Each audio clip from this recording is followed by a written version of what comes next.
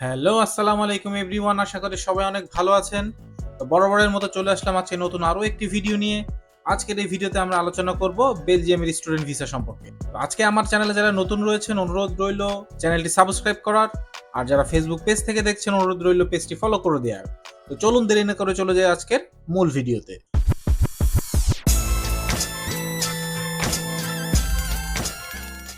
যেহেতু আমরা বেলজিয়ামের স্টুডেন্ট ভিসা সম্পর্কে আলোচনা করব, প্রথমতই আমাদের বেলজিয়াম দেশটির সম্পর্কে কিছু বেসিক তথ্য আমরা জেনে নিব। বেলজিয়াম উত্তর পশ্চিম ইউরোপের একটি দেশ। এটি ইউরোপের ক্ষুদ্রতম ও সবথেকে ঘনবসতিপূর্ণ দেশগুলোর একটি। এটি একটি সাংবিধানিক রাজতন্ত্র। বেলজিয়াম ইউরোপীয় ইউনিয়নের প্রতিষ্ঠাতা সদস্য। এটি ইউরোপের সর্বাধিক নগরায়িত দেশ। এখানকার 97% লোক শহরে বসবাস করে। ইউরোপের একটি ভৌগোলিক সঙ্গমস্থলে অবস্থিত হওয়ায় দেশটি মধ্যযুগ থেকেই একটি প্রধান বাণিজ্যিক কেন্দ্র। উত্তর সাগরের মাধ্যমে দেশটি বাকি বিশ্বের সাথে বাণিজ্য চালায়। 1830 সালে কিন্তু বেলজিয়াম স্বাধীনতা লাভ করে। দেশটির রাজধানীর নাম হচ্ছে ব্রুসেলস। অফিসিয়াল ল্যাঙ্গুয়েজ রয়েছে ডাচ, ফ্রেঞ্চ এবং জার্মান। কারেন্সি রয়েছে ইউরো। বর্তমান 1 ইউরো সমান বাংলাদেশে কিন্তু 133 টাকা 87 পয়সা। পপুলেশন 2024 সালের তথ্য অনুযায়ী দেশটির জনসংখ্যা রয়েছে 1,17,63,650 জন। এভারেজ অ্যাকোমোডেশন কস্ট, একটা ইন্টারন্যাশনাল স্টুডেন্টের এভারেজ অ্যাকোমোডেশন কস্ট কিন্তু 500 থেকে 700 ইউরোর মতো। তবে আমরা সবাই জানি যে এই কস্টটা কিন্তু ভ্যারি করে স্টুডেন্ট টু স্টুডেন্ট। আপনার লাইফস্টাইলের মান যদি ভালো হয় তাহলে দেখা যাবে আপনার খরচ আলটিমেটলি বেশি হবে। আবার যদি আপনি সবকিছুর সাথে একটু খাপ খেয়ে নিয়ে চলতে পারেন, একটু সেভিংস করে চলতে পারেন, আপনার কিন্তু 500 থেকে 500 কমেও কিন্তু আপনার পার মান্থ যে অ্যাকোমোডেশন কস্টটা রয়েছে সেটা কিন্তু বের হয়ে যাবে।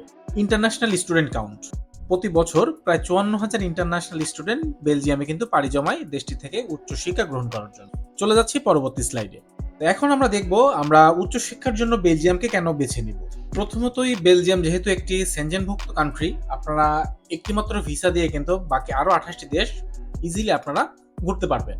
তারপর রয়েছে লেক্স এক্সপেন্সিভ দেন ইউএসএ, ইউকে, অস্ট্রেলিয়া, কানাডা। যারা আসলে উচ্চশিক্ষার জন্য ইউকে, ইউএসএ, অস্ট্রেলিয়া, কানাডাকে বেছে নিতে চান, সেক্ষেত্রে যে টিউশন ফিস এবং আদার যে লিভিং কস্টটা রয়েছে সেটার থেকে তুলনামূলকভাবে কিন্তু অনেক অনেক কম এই বেলজিয়াম।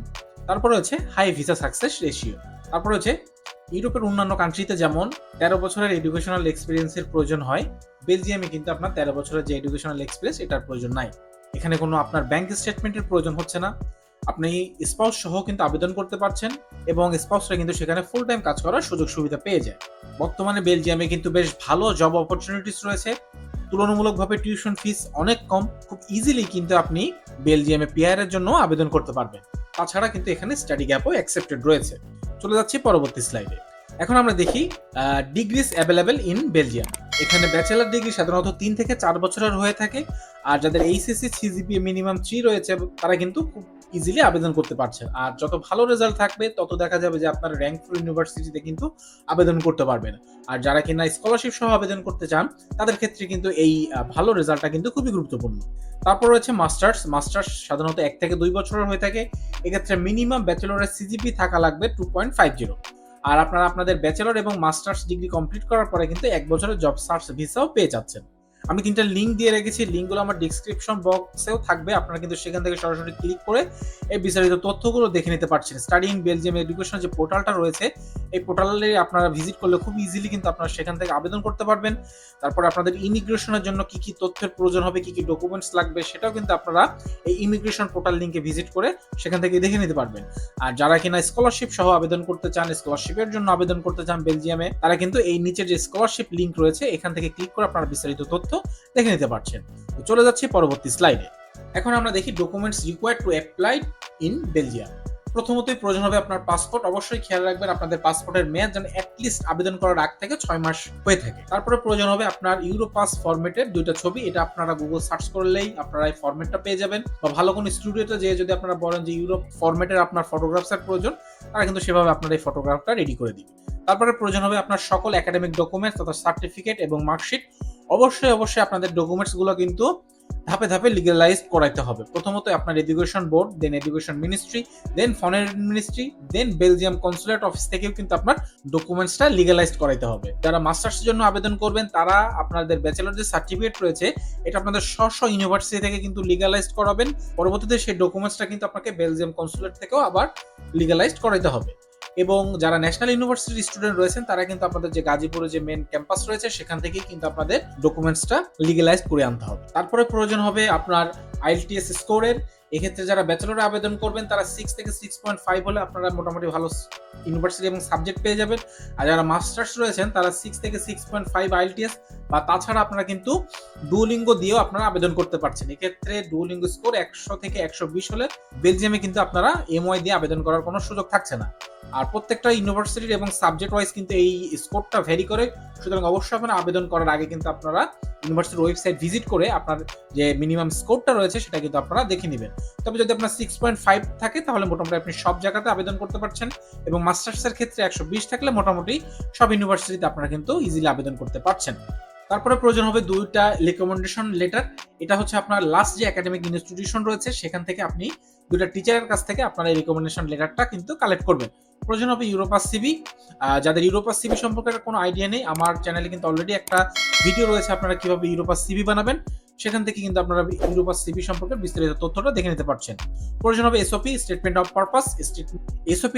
এসওপিটা কিন্তু অনেক গুরুত্বপূর্ণ, আপনারা খুবই কেয়ারফুল এবং খুব সুন্দর করে কিন্তু আপনারা ধাপে ধাপে আপনাদের এসওপিটা লেখার চেষ্টা করবেন। প্রয়োজন হবে আপনার পুলিশ ক্লিয়ারেন্স সার্টিফিকেট। তারপরে প্রয়োজন হবে আপনার ইন্ডিয়ান ভিসা, অবশ্যই এটা ডাবল এন্ট্রি ভিসা হতে হবে। যেহেতু বাংলাদেশে আপনার বেলজিয়ামের কোনো এমবেসি নাই, ইন্ডিয়াতে বেলজিয়ামের এমবেসি রয়েছে, সেখানে যে কিন্তু আপনাদের পরবর্তীতে ডকুমেন্টস গুলো সাবমিট করতে হবে। সুতরাং এটার জন্য কিন্তু অবশ্যই আপনাকে একটা ডাবল এন্ট্রি ইন্ডিয়ান ভিসা থাকতে হবে। তারপরে প্রয়োজন হবে একটা মেডিকেল সার্টিফিকেটের, আর মেডিকেল সার্টিফিকেটটা কিন্তু আপনারা যে কোনো হসপিটাল থেকে এটা কালেক্ট করতে পারবেন না। বেলজিয়ামের যে অথরাইজ যে হসপিটালটা রয়েছে গ্রিন ক্রিসেন্ট হেলথ সার্ভিস, এটা হচ্ছে আপনার বাড়িধারা ডিওজিএস এ অবস্থিত। ডিসক্রিপশন বক্সে আমি হসপিটালের লিংক দিয়ে রাখবো, বা আপনারা কিন্তু গুগল করেও লোকেশনটা পেয়ে যাবেন। তারপরে প্রয়োজন হবে ব্লক মানি এবং টিউশন ফিস। চলে যাচ্ছি পরবর্তী স্লাইডে। এখন আমরা দেখি বেলজিয়াম স্টুডেন্ট ভিসা কস্টিং। আমরা এখন দেখবো যে বেলজিয়াম স্টুডেন্ট ভিসাতে আবেদন করতে গেলে আমাদের কোন কোন খাতে কেমন টাকা খরচ হবে। প্রথমত হচ্ছে অ্যাপ্লিকেশন ফিস। এটা হচ্ছে ইউনিভার্সিটি তো ইউনিভার্সিটি এই অ্যাপ্লিকেশন ফিসটা ভেরি করে, তবে সাবজেক্ট ভেদে 50 থেকে 100 ইউরো পার অ্যাপ্লিকেশন কিন্তু হয়ে থাকে। ব্লক মানি, অনেকের এই ব্লক মানি কি এটা সম্পর্কে কোনো আইডিয়া নেই। আমার চ্যানেল যদি আপনারা প্রিভিয়াস যে ইউরোপের দেশগুলোর ভিডিও রয়েছে সেগুলো যদি আপনারা অলরেডি দেখে থাকেন তাহলে ব্লক মানি সম্পর্কে আপনাদের অলরেডি একটা আইডিয়া থাকবে, বা যারা জানেন না তো তাদের জন্য আমি বিষয়টা ছোট্ট করে একটু পরিষ্কার করছি।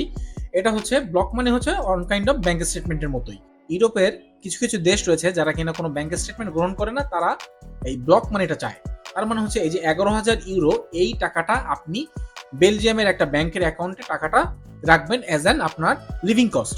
পরবর্তীতে তারা পার সেমিস্টার বা পার মান্থ ওয়াইজ কিন্তু আপনার এই টাকাটা তারা ফেরত দিবে। সুতরাং স্টেটমেন্টের যে টাকাটা আমরা দেশ থেকে দেখাই, তারা এটা না দেখে তারা বলে যে তুমি আমার দেশে টাকাটা রাখো, আমি তোমাকে মান্থলি তোমার যে এক্সপেন্সটা রয়েছে সেটা আমি তোমাকে দিয়ে যাব। বেলজিয়ামের ব্লক মানির হিসাবটা একটু অন্যরকম। এখানে এই যে 11,000 ইউরোটা রয়েছে এটা কিন্তু প্রতি বছরই আপনাকে রিনিউ করতে হবে।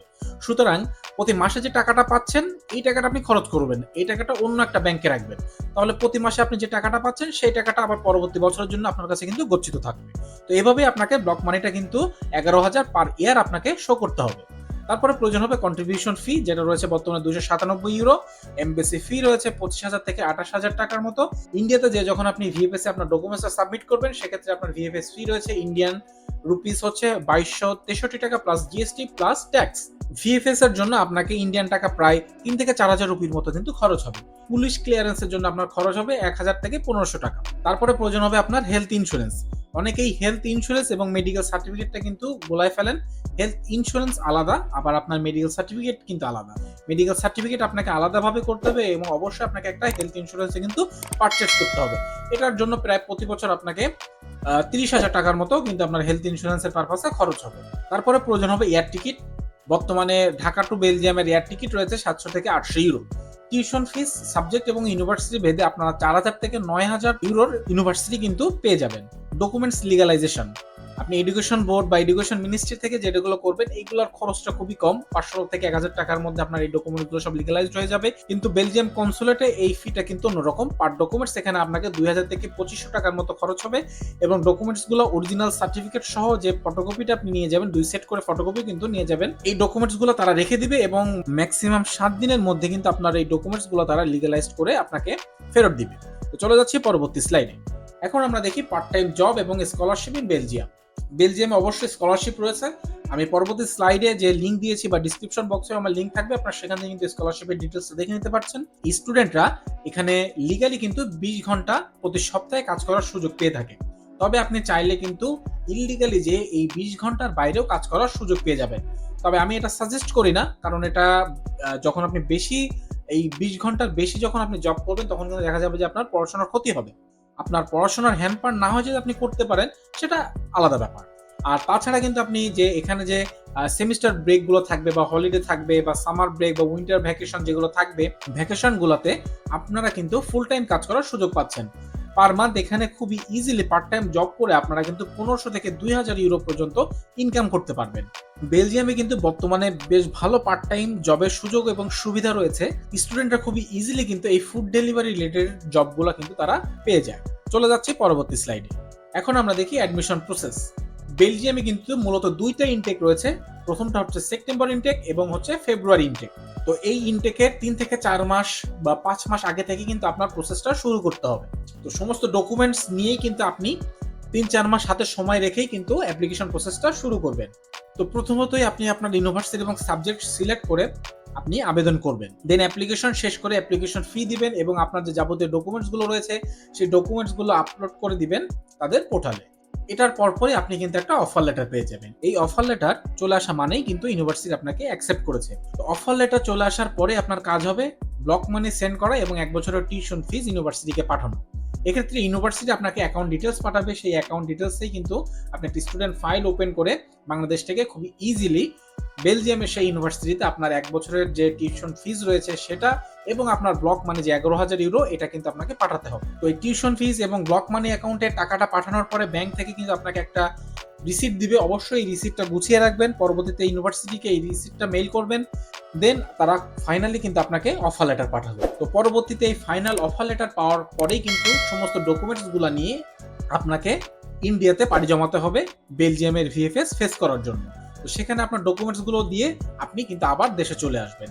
তারা পরবর্তীতে 2 থেকে 3 সপ্তাহ পরে আপনাকে একটা ভিসা ডিসিশন জানাবে। তারা কি আপনাকে ভিসা দিবে না দিবে না। যদি আপনার ভিসাটা তারা দেয়, আপনাকে তারা ইমেল করবে এবং বাংলাদেশে অবস্থিত যে বেলজিয়ামের কনসুলেট রয়েছে সেখানে আপনার পাসপোর্টটা কিন্তু তারা জমা দিতে বলবে। তো জমা দেওয়ার পরবর্তীতে তারা 2 থেকে 3 সপ্তাহের মধ্যে পাসপোর্টে সিল লাগিয়ে আবার বেলজিয়াম কনসুলেটে কিন্তু ওই আপনার পাসপোর্টটা ফেরত আসবে। এই সমস্ত প্রসেস চলাকালীন সময় কিন্তু আপনি অ্যাপ্লিকেশন এবং আপনার পাসপোর্টটা ট্র্যাক করতে পারবেন। পরবর্তী যখন আপনার পাসপোর্টটা আবার বাংলাদেশে চলে আসবে তখন কিন্তু আপনি আবার ওই বেলজিয়াম যে কনসুলেট অফিস রয়েছে সেখান থেকে যে আপনি আপনার পাসপোর্টটা কালেক্ট করে নিয়ে আসবেন। তো চলে যাচ্ছি পরবর্তী স্লাইডে। এখন আমরা দেখি পপুলার বেলজিয়ামের ইউনিভার্সিটি। আপনারা গুগল সার্চ করলে কিন্তু ইউনিভার্সিটির ডিটেলসটা পেয়ে যাবেন। তারপরে আমি বেলজিয়ামের যে কিছু পপুলার ইউনিভার্সিটি রয়েছে সেগুলো একটা লিস্ট এখানে দিয়ে রেখেছি। আপনারা চাইলে এই ইউনিভার্সিটির নামটা জাস্ট গুগল সার্চ করলে কিন্তু ডিটেলস পেয়ে যাবেন। সেখান থেকে আগে আপনি রিসার্চ করুন আপনার সাবজেক্ট কেমন, আপনার টিউশন ফিস কেমন আসতেছে, প্রসেসগুলো কেমন, হ্যাঁ কি কি সাবজেক্ট রয়েছে, সমস্ত ডিটেলসগুলো কিন্তু আপনি এই গুগল করে আগে থেকে রিসার্চ করে দেখে নিতে পারেন। যেমন ইউনিভার্সিটি হিসাবে এই যে বেলজিয়াম রয়েছে, কিউও রয়েছে, তারপর আপনার ইউসিএল, ভিইউবি, মন্স, এগুলো কিন্তু খুবই স্বনামধন্য বেলজিয়ামের ইউনিভার্সিটি। আপনারা চাইলে এইসব ইউনিভার্সিটি আবেদন করতে পারেন বা আপনার যদি অন্য কোনো ইউনিভার্সিটি চয়েস থাকে সেক্ষেত্রেও সেগুলোতেও কিন্তু আপনারা আবেদন করতে পারছেন। চলে যাচ্ছি পরবর্তী স্লাইডে। এখন আমরা দেখি ডিমান্ডেবল জবস ইন বেলজিয়াম। বেলজিয়ামে কিন্তু অনেক ধরনের জবের ডিমান্ড রয়েছে। তার মধ্যে সব থেকে ডিমান্ডেবল যে জবগুলো রয়েছে সেগুলোর আমি একটা লিস্ট এখানে দিয়ে রেখেছি। যেমন software engineer, AI expert, IT professionals, tiles and metal workers, carpenter, machine operator, chef, waiter, cook. আপনি যদি এই পেশাতে যান সেক্ষেত্রে কিন্তু আপনার জব পাওয়ার যে পসিবিলিটিস রয়েছে সেটা অনেকাংশেই বেড়ে যাবে। চলে যাচ্ছি পরবর্তী স্লাইডে। এখন আমরা দেখি ফ্রিকুয়েন্টলি আস্কড যে কোশ্চেনগুলো রয়েছে। Is it possible to manage living expense by doing part time job? যেহেতু আপনি 1 বছরের টিউশন ফিস দিয়ে যাচ্ছেন, মোটামুটি 1 বছরে আপনার এই টিউশন ফিস দিয়ে নিয়ে আপনার কিন্তু কোনো টেনশন নাই। আর লিভিং এক্সপেন্স যেটা রয়েছে এটা আপনি ইজিলি পার্ট টাইম জব করে কিন্তু উঠাতে পারছেন। পরবর্তী ইয়ারে যখন আপনার টিউশন ফিসটা অ্যাড হবে, তারপরে হচ্ছে আপনার লিভিং কস্টটাও অ্যাড হবে, সেক্ষেত্রে কিন্তু আপনি যদি একটু পর্যাপ্ত পরিমাণে পরিশ্রম না করেন সেক্ষেত্রে কিন্তু আপনার বোথ লিভিং এক্সপেন্স এবং টিউশন ফিসটা একবার উঠানো একটু টাফ হবে। তবে যারা মাস্টার্সে রয়েছেন যেহেতু মাস্টার্সের কোর্স এক বছরের রয়েছে বা 2 বছরের রয়েছে, যাদের 1 বছরের কোর্স রয়েছে তাদের জন্য খুব ইজি, কারণ 1 বছরের টিউশন ফিস তো আপনি আগেই দিয়ে যাচ্ছেন। আর পার্ট টাইম জব করে খুবই ইজিলি 20 ঘন্টা উইকে যে লিগালি যে কাজ করার সুবিধা রয়েছে, এটা করে কিন্তু আপনি আপনার এক্সপেন্সটা বেয়ার করতে পারবেন। তারপর হচ্ছে easy gap accepted in Belgium, হ্যাঁ স্টাডি গ্যাপ অ্যাকসেপ্টেড রয়েছে। ব্যাচেলার্সের জন্য 2 থেকে 3 বছরের স্টাডি গ্যাপ এখানে অ্যাকসেপ্টেড হয়, এবং মাস্টার্সের ক্ষেত্রে 5 থেকে 7 বছরের স্টাডি গ্যাপও কিন্তু অ্যাকসেপ্টেড হয়। এক্ষেত্রে অবশ্যই কিন্তু আপনাদের যে জব এক্সপিরিয়েন্স রয়েছে এটা কিন্তু সাবমিট করতে হবে। তারপর হচ্ছে can I bring my family with me, এক্ষেত্রে আপনি আপনার স্পাউস বা বেবি যদি আপনি অ্যাপ্লাই করতে চান, এক্ষেত্রে স্টুডেন্ট আগে যাবে। ইউরোপের মোটামুটি প্রত্যেকটা দেশেরই কিন্তু সিস্টেমটা এরকম, আপনাকে আগে যেতে হবে, মানে যে স্টুডেন্ট রয়েছে বা অ্যাপ্লিকেন্ট রয়েছে তাই সে আগে যাবে, দেন পরবর্তীতে 5 থেকে 7 মাসের মধ্যেই কিন্তু সে ব্যাংক স্টেটমেন্টটা দেখিয়ে, মানে সে যে তার স্পাউস বা তার বেবি যদি আসে সে তার এক্সপেন্সটা সে বেয়ার করতে পারে, এরকম খরচ যখন সে দেখাতে পারবে তখন কিন্তু সে তার স্পাউসের জন্য আবেদন করতে পারে। তারপর হচ্ছে যে what is the process of PR in Belgium. বেলজিয়ামে পিয়ারটা মোটামুটি ইজি, আপনি যদি লিগাল ভাবে সেখানে 5 বছর স্পেন্ড করতে পারেন খুব ইজিলি কিন্তু সেখানে আপনি পিয়ারের জন্য আবেদন করতে পারবেন। যারা এখানে ব্যাচেলর কমপ্লিট করবেন, আপনার 4 বছরের ডিগ্রি কিন্তু এখানে 2 বছর হিসেবে কাউন্ট হবে, এবং পরবর্তীতে জব 1 বছর করলে 3 বছর, মানে 4 বছর আপনি কোর্স করলেও সেটা আপনার কাউন্ট হবে 2 বছর হিসেবে, এবং পরবর্তীতে 1 বছরের জব, তাহলে এটা হলো আপনার 3 বছর, পরবর্তী 2 বছর কিন্তু আরো আপনাকে সেখানে লিগাল ভাবে থাকতে হবে। মাস্টার্সের ক্ষেত্রেও সেম, আপনার যদি 2 বছরের কোর্স হয় আপনার কাউন্ট হবে 1 বছর, এবং পরবর্তীতে এভাবে কিন্তু আপনাকে আরো লিগালাইজ ভাবে আপনাকে 5 বছর সেখানে স্পেন্ড করতে হবে। আপনি যদি পরবর্তীতে সেখানে কোনো পার্মানেন্ট জব ম্যানেজ করতে পারেন তাহলে কিন্তু খুব ইজিলি 5 বছর কমপ্লিট করার পরেই আপনি পিআরের জন্য আবেদন করতে পারছেন। আর তারপর এখানে রয়েছে should I have to come back after my graduation. না, আপনাকে গ্রাজুয়েশন শেষ করে চলে আসতে হবে না। গ্রাজুয়েশন শেষ করে আপনারা হচ্ছে 1 বছরের জব সার্চ ভিসা পাবেন। এর মধ্যেই কোনো না কোনো ভাবে সবাই কিন্তু দেখা যায় যে তারা একটা জব এর ব্যবস্থা করে ফেলে, আবার অনেক সময় দেখা যায় যে তারা বেলজিয়াম থেকে পরবর্তীতে অন্য ইউরোপিয়ান একটা কান্ট্রিতে শিফট করে যায়, কেউ আসলে দেশে ফেরত আসে না। তো এভাবেই কিন্তু আপনারা দেখা যাবে যে বেলজিয়ামে পরবর্তীতে একদম ফাইনালি সেটেলমেন্টও কিন্তু যেতে পারেন। তো এই ছিল আজকের ভিডিওটি যদি ভালো লেগে থাকে অবশ্যই আপনারা ভিডিওটি লাইক করবেন এবং আপনার বন্ধুদের মাঝে শেয়ার করবেন। Thank you for watching. If you need more information, please write your queries in the comment section and don't forget to like, share and subscribe my channel. তো পরবর্তীতে দেখা হচ্ছে অন্য কোনো ভিডিও নিয়ে, অন্য কোনো তথ্য নিয়ে। ততক্ষণ পর্যন্ত সবার সুস্বাস্থ্য কামনা করে শেষ করছি আজকের ভিডিও। আসসালামু আলাইকুম।